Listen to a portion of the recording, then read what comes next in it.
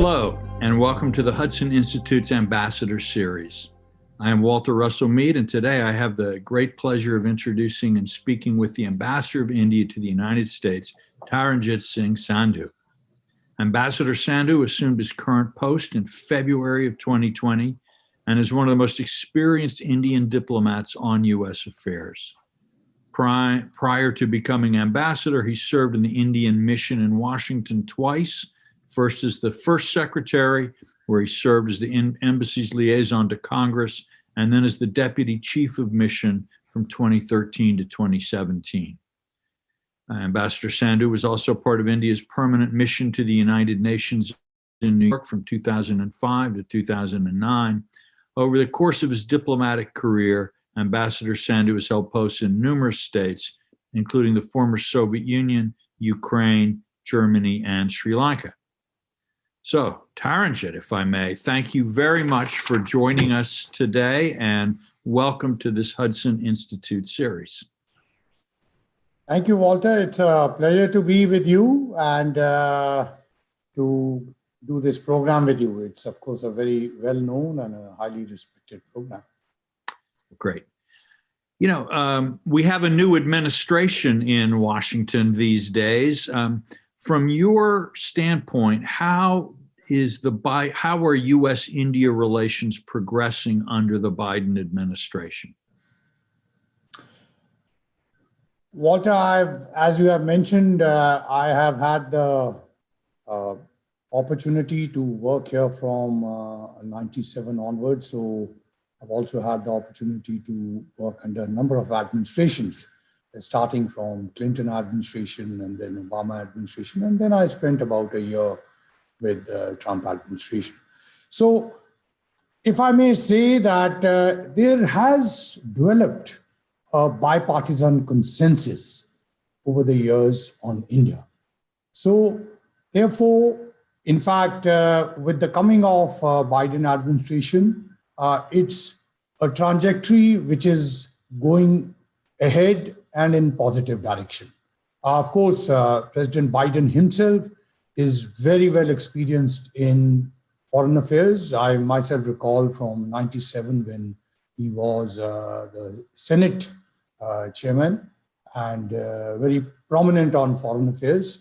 So that trend has continued. And if I may say that with the COVID and perhaps the post-COVID world which will come, there is certainly an imperative on both our countries, which are like-minded, to work together in number of areas, not only just the strategic, but if I may just enumerate, not go in details, which I'm sure we'll get an opportunity later, but in healthcare, in IT and digital, in education, and of course, in environment and climate change.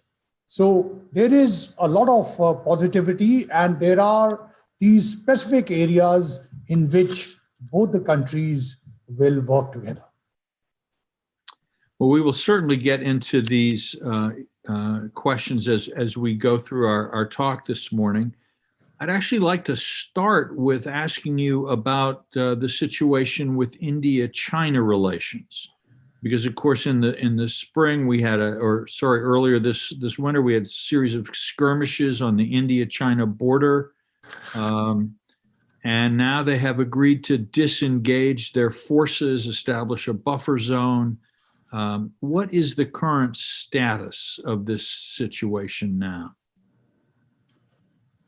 So Walter, I'll start with current and also then get into the broader relationship. As you very correctly pointed out that in early Feb, India and China have successfully disengaged broadly from the Ladakh area. That's where the problem occurred last April, May. In fact, it is a well-known fact, and I'm sure you are well informed that there was a certain amount of aggressive policy which China was following on the border areas, and that brought about some aggressive actions by them. last May. And for us, it was a violation of the earlier bilateral agreements and protocols. And this particular border for almost more than 3 decades was peaceful. So certainly we were taken by surprise to that extent that it was not an active border. But we immediately counter-deployed and took the defensive measures. And certainly there was matching on our side. We continue to engage the Chinese both at the diplomatic level and at military to military level. But there was one thing which was very clear, which my leadership was quite open about it, that there is a need for peace and tranquility at the border. So in other words, there's no compartmentalization that the border problem is separate and the economic relationship develop separately. And today, as you have mentioned, it's a first step. I think in that, it's very important to also look that this is a complex relationship. We have a long border with China, and as I've mentioned to you, for more than 3 decades, it's broadly been peaceful. But there are 2 systems. There are 2 different systems. We are a democratic polity. China has its own system. So obviously, at times, there is a certain amount of, as they say, perceptual rivalry, or as one may say, a certain threat that they may be viewing. But India has been very clear as far as China is concerned. Over the years, I think our leadership has made efforts to keep a good relationship, because with all the neighboring countries, one must have a good relationship. And it was also reflected in a number of other activities. Like today, China is one of the leading trading partners with India. There is a lot of economic interaction. And I think it's a pretty open secret that China is very keen to penetrate into Indian market, just like many others. They have been participating in some of the investments, et cetera, et cetera. But this has certainly impacted the relationship. And as my minister has quite clearly said, that the relationship has to be guided by 3 broad principles. There has to be mutual respect, there has to be mutual sensitivity, and obviously mutual interest. There were some press reports that a blackout in Mumbai that was linked to these incidents of combat, that there may have been some kind of cyber hacking from China into the grid. Do you have any information about this? See, Walter, today's world is much more complicated. And I think you are also witnessing here, there's so much of stuff that is written about that the future warfare is going in a very different direction. So therefore, I think digital is a very, very vulnerable area. So I think irrespective of any specific incidents, I think each of these bring home to us the importance of the digital economy and also importance of safeguarding it. And therefore, there is a platform where like-minded countries have a lot to work together and share their expertise. But one thing is very clear. I think in the international community, all countries have to behave very responsibly, because you are damaging today in one area, tomorrow that damage could come back to you. And therefore, I think that aspect, more than civilizational and all these other hearings which we hear, it's most important that in one's behavior, that one follows the international norms and international rules. And as they say, live and let live.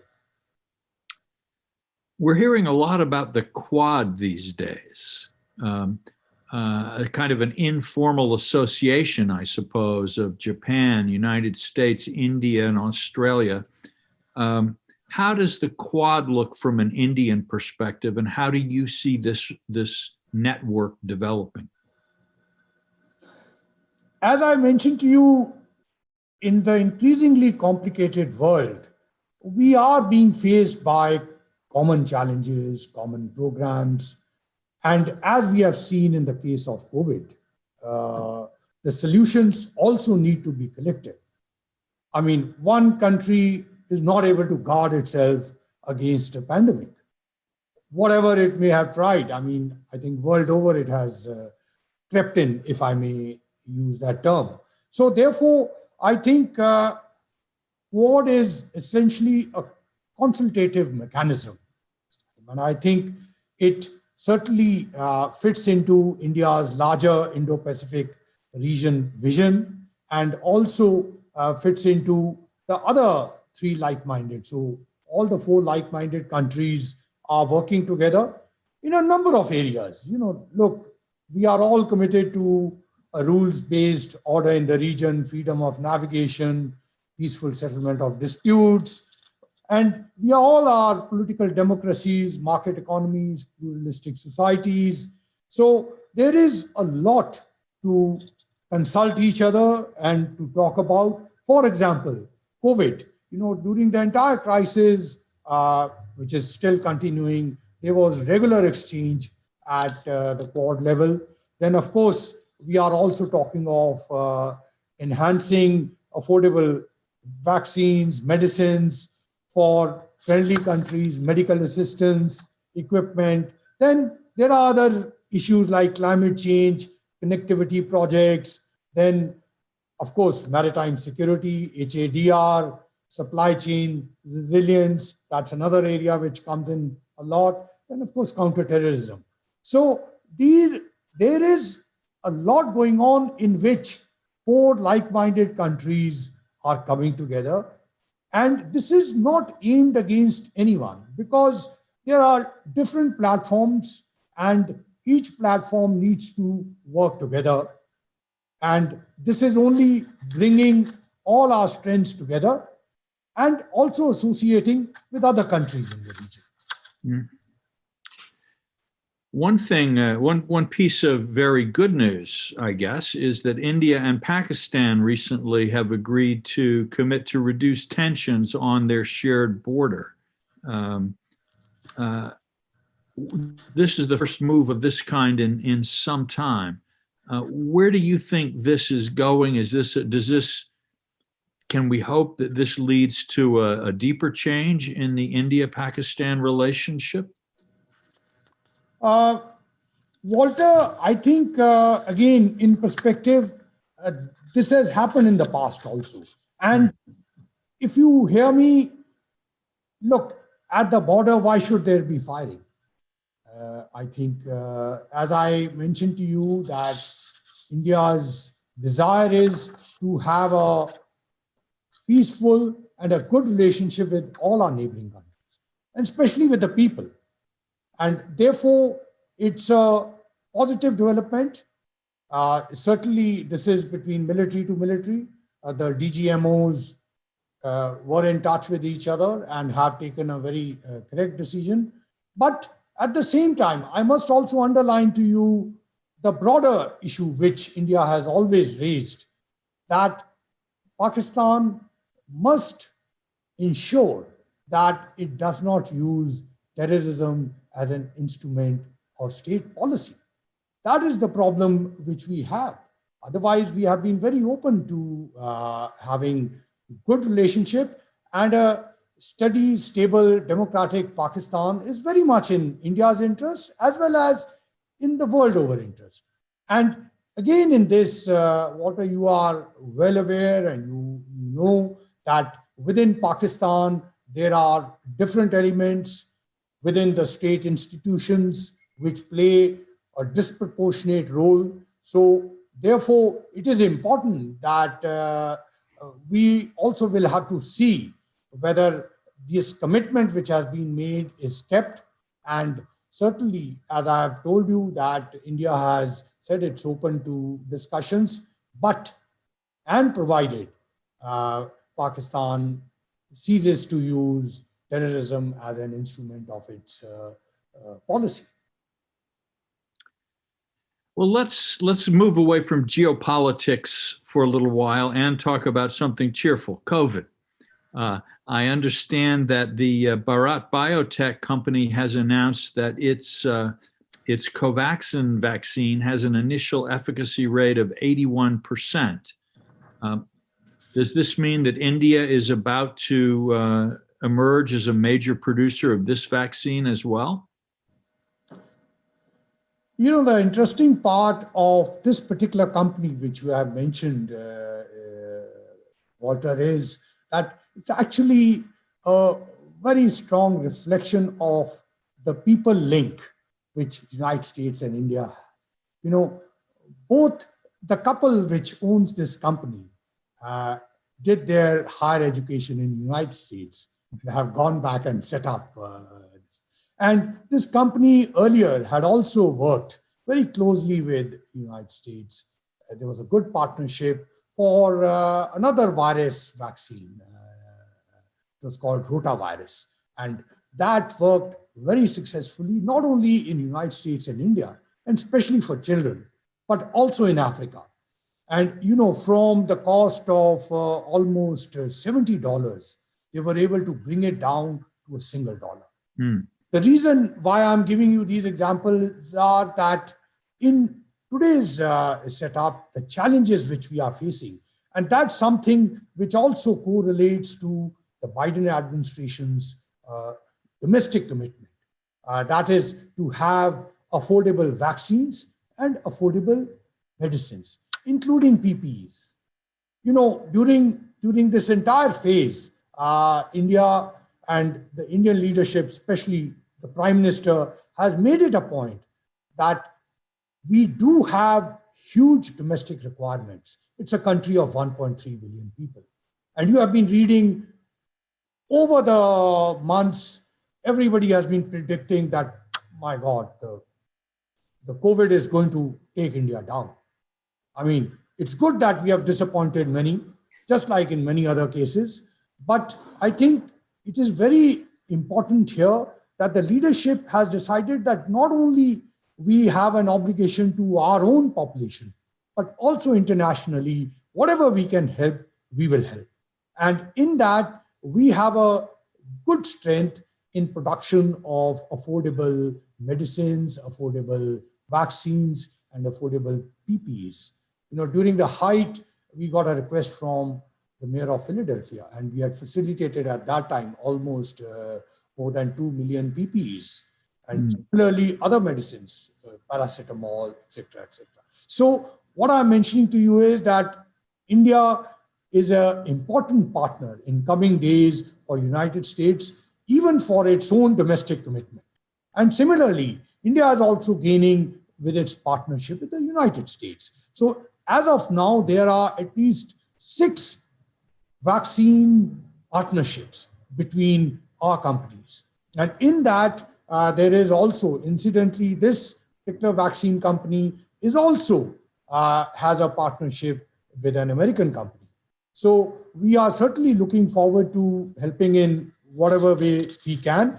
But I'll just like to mention here that in the last 2 months, this is less than 2 months, we have been able to, that is India, has delivered 58 million vaccines to 67 countries.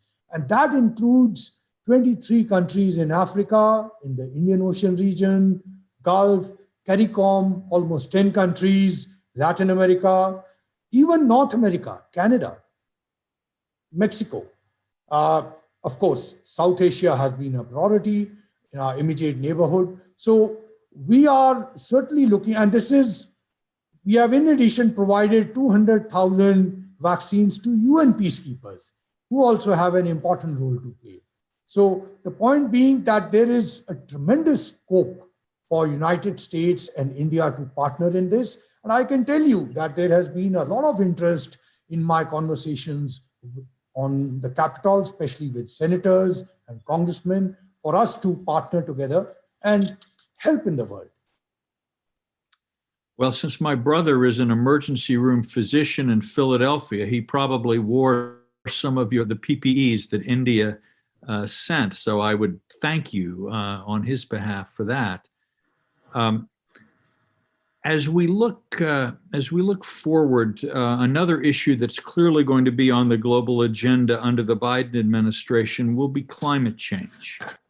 And India has announced some very ambitious climate goals for 2030, expanding renewable consumption, I think, to 40%, reducing its carbon emissions by over 30% from its levels of 2005.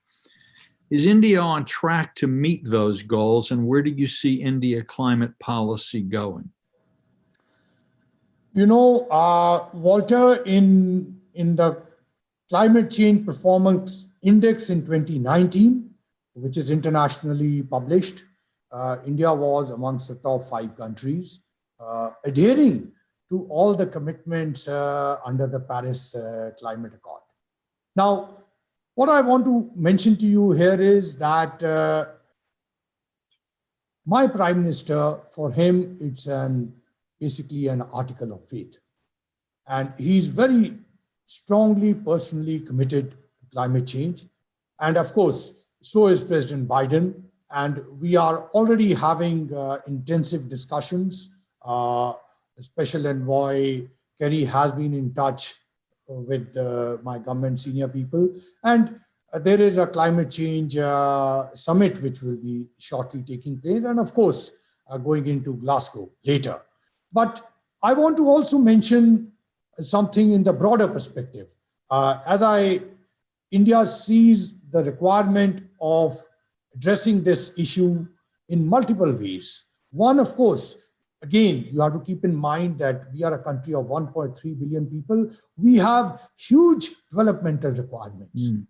And within that, we have been continuously, under the leadership, making modifications. For example, LNG is becoming an important part of India's energy basket. Now, that has been a movement, and you may be aware that our LNG trade with the United States from almost $0 in the last 4 years has gone to 20 billion. Now, this new aspect has, again, it is a transition of the Indian economy from completely petroleum and other these things into LNG. And that it's contributing towards climate change. And it's also making India balance its energy requirements, since a lot of that is now coming from the United States. So that's the other part of it. But in addition, our energy basket also has important this thing of renewables. Now, that's one area which is very much part and parcel of the climate change. This thing. And within renewables, if I may further add, solar. We have taken major initiative on solar energy. Today, in fact, solar energy is cheaper in India than coal. And therefore, that itself will point to you the effort which government is making. We are part of the founding members of the International Solar Alliance, along with France, and we are hoping that the United States will also soon join up. So renewables are going to be a very important part. And in fact, India is right now having the largest renewable energy expansion program.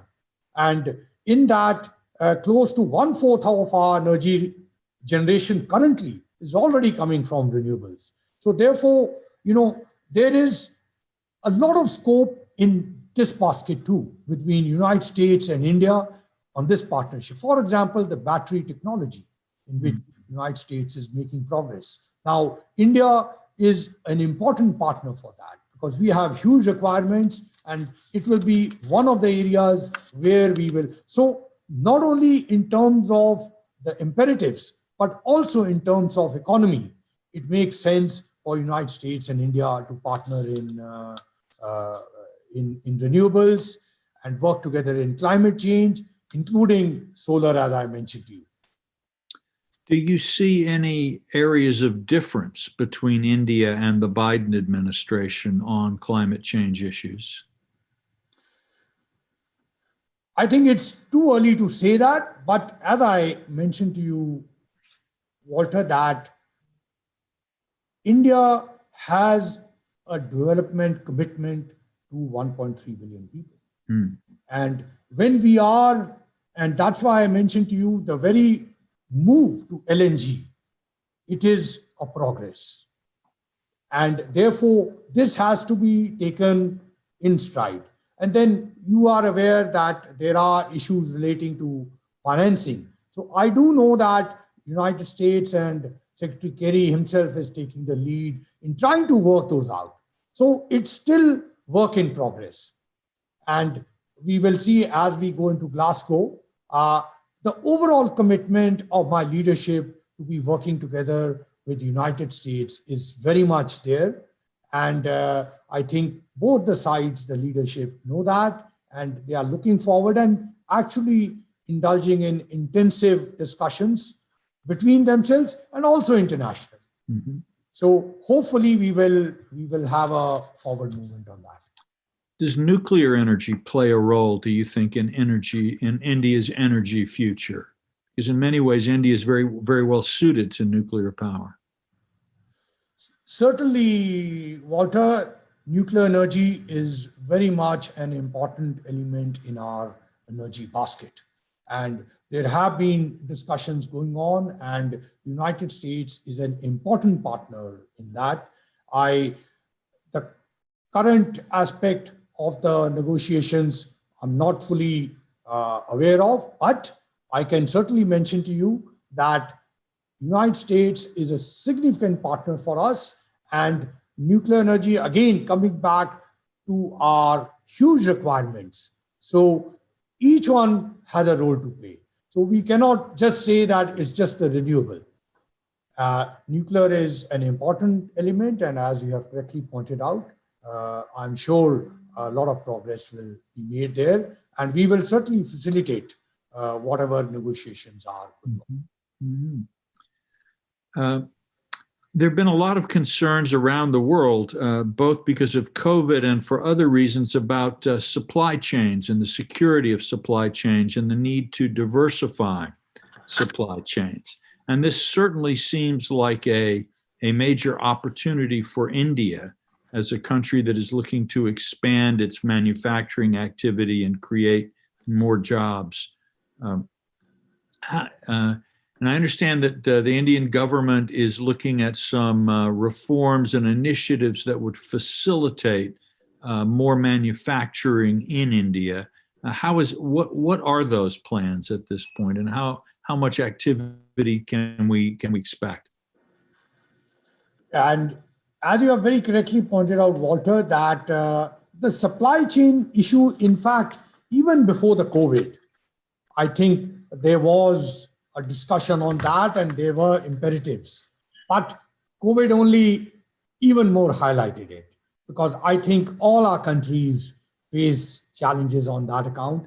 And one part I can be very proud of, that United States and India during this entire crisis ensured that they were reliable supply chain suppliers to each other, particularly in the areas of pharmaceuticals, which were of critical need at that time. So I think disruption of supply chain is something which has got the world over looking more intensively into this. Now, coming back to India, in fact, right in the middle of COVID, perhaps India was one of the few countries which took the initiative of pushing in reforms right at the middle, because the Prime Minister realized that economic recovery is going to be a very important element in the post-COVID era. And therefore, India needed to push the reforms. And we did take, and we are continuously taking action on that. For example, the PLI scheme, of being able to invest in India, specifically as part of the supply chain. Indian government has gone out of its way. The FDI limits have been raised in a number of areas, including in critical areas like defense, etc., so that international capital can come in. Look, I certainly understand. Nobody is going to come in just like that. So there is a need for the red carpet to be laid out. And as you are already seeing that in the recovery world, the GDP growth, India is already getting into the positives. The IMF has predicted almost 11% growth rate for India. So in that, I think the supply chain, this thing will play a very significant role. And we certainly keep that in mind. And the government has taken a number of initiatives in many of the sectors, even something like insurance, where there was a huge demand. And if I may touch, even in agriculture, there is a strong effort to push in the reforms, and particularly of making India as a single market. Till now, Indian agriculture was not a single market. And that will also help not only internally, but also externally for India to export stuff and the international actors to be able to sell to Indian market. Mm-hmm. Speaking of red carpets and open doors, in the past, I've heard from universities both in the U.S. and India about how difficult it was for them to cooperate. But I understand that there's some changes underway in India that are going to open the door for closer institutional cooperation. Could you share some information about that?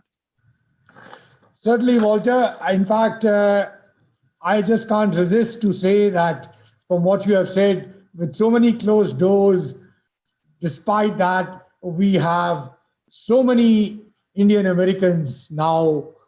They were Indians, they did their primary education, the foundational education in India, and the doors were very much open.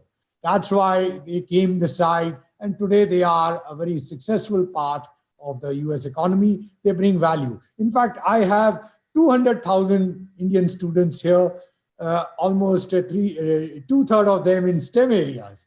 And as I mentioned to you right in the beginning when we were talking about that pharmaceutical company, there are many such examples.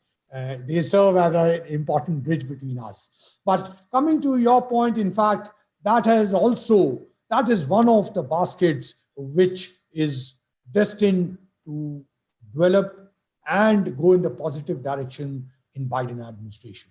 And the reason for that is in the COVID world and post-COVID world, you are seeing the challenges which universities and education institutions are facing. I have been in touch with at least 75 presidents of different universities in the United States. I've written to them. This is following, we have had a new education policy after almost 35 years, last year in December, which is actually opening up. One of the aspects is also to open up international linkages, including campus-to-campus relations. And your universities in the United States are also looking at innovative ways of how to interact with institutions in India, not only just get Indian students, but also have campus-to-campus relations. And today, with the help of the digital education and such mechanisms of being able to link up. And I think that is a great opening on both sides. And we at the embassy are very strongly committed to that.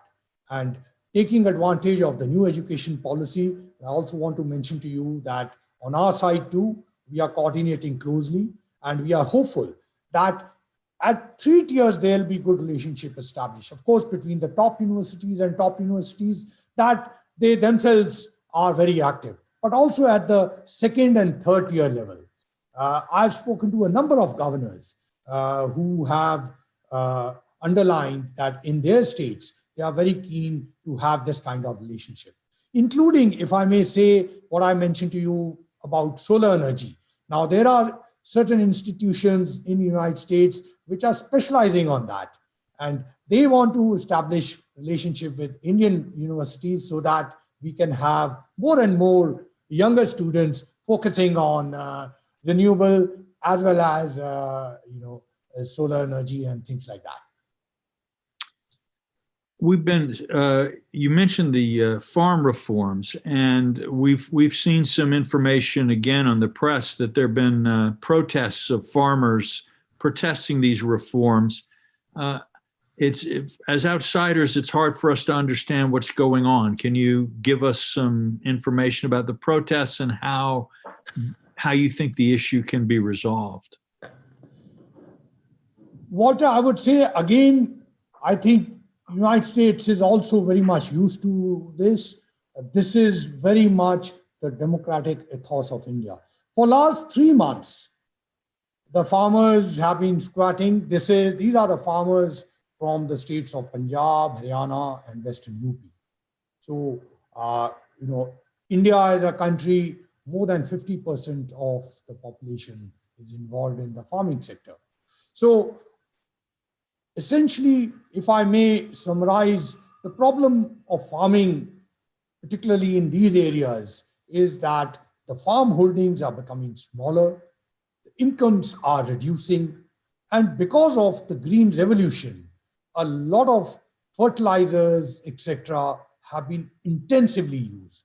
As a result, there has been big environmental and health damage in some of these states, including incidents of cancer and including polluting the environment. So many times in Delhi, some of Americans who go there in particular winter months, they say that there's a lot of pollution in the air.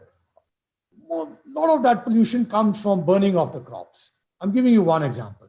So therefore, there is a strong imperative in India to undertake farm reforms. There is no escape from that. And there were 3 laws which were enacted. The farmers, for whatever reasons, and I'm not getting into the politics of it, they protested.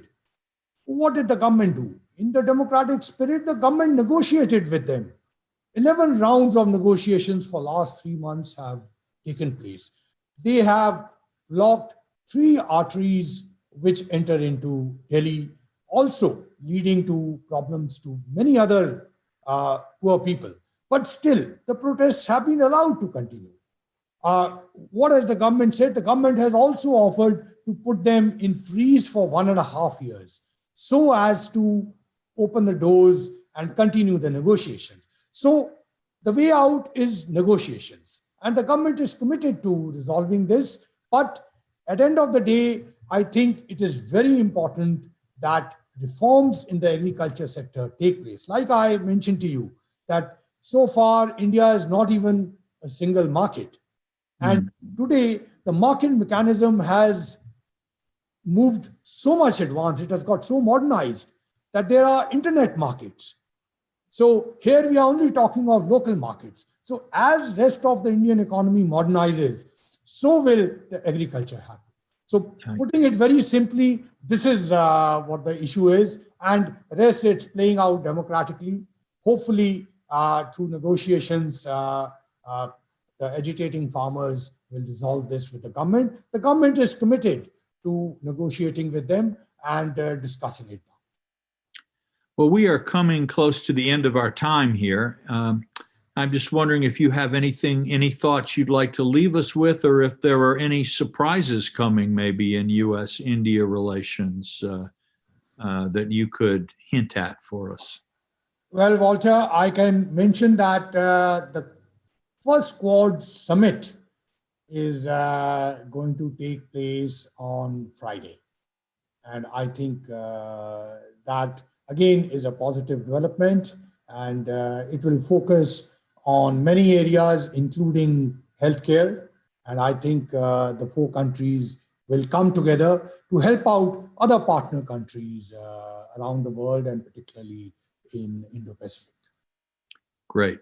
Well, thank you very much. It's always good to see you, and I hope as things go forward, we can have our next session in person. Definitely, Walter, look forward to, and thank you very much. And you stay well and stay safe. Thank you. Good day.